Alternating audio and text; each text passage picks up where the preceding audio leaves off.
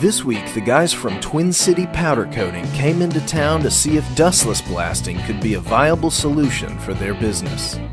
While touring our facility, they explained that they run a huge powder coating outfit and had some unique challenges.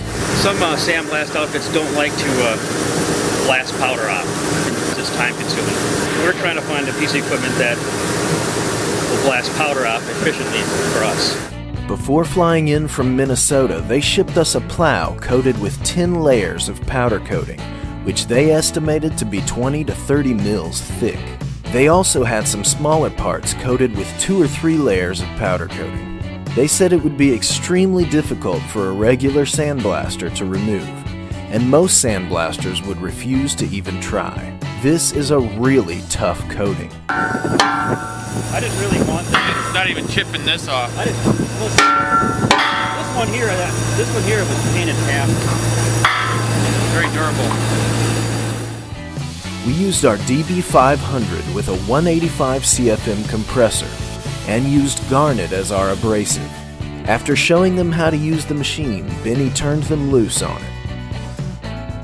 Many people who purchase our dustless blasting machines are doing so to run their own mobile businesses. Powder coating shops are awesome customers because they often need to remove powder coating if a mistake has been made during the first application and it needs to be reapplied. Most of them don't have the equipment to remove it, so they end up getting overcharged for removal. This creates a great opportunity for dustless blaster owners. Call up companies in your area who offer powder coating and show them what you can do.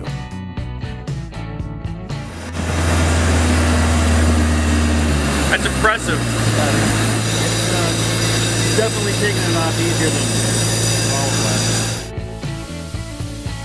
This is the piece that has 10 layers of powder coating on it, which is an absolute worst-case scenario test. The reason most blast machines couldn't do this is because they generate so much friction and heat that the powder coating melts and becomes pliable, rather than just disintegrating. With the dustless blasting system, the water prevents friction and actually lowers the temperature of the blast surface by about 10 degrees. So instead of melting the coating, it simply removes it.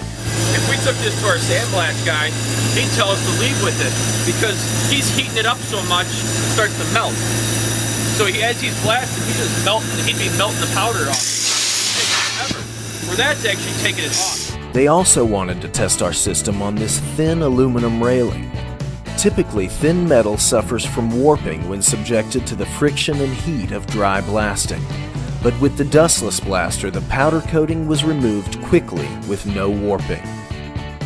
Thousands of people all over the world have found out that dustless blasting is the perfect solution for their coating removal problems, and we were happy to be a solution for Twin City Powder Coating as well. Well, a lot of times if we do make a mistake on something, that's exactly what we do. We go have it burnt off, and then we blast it, re-blast it. They can burn it off at 1500 degrees. Well, now we solved our problem.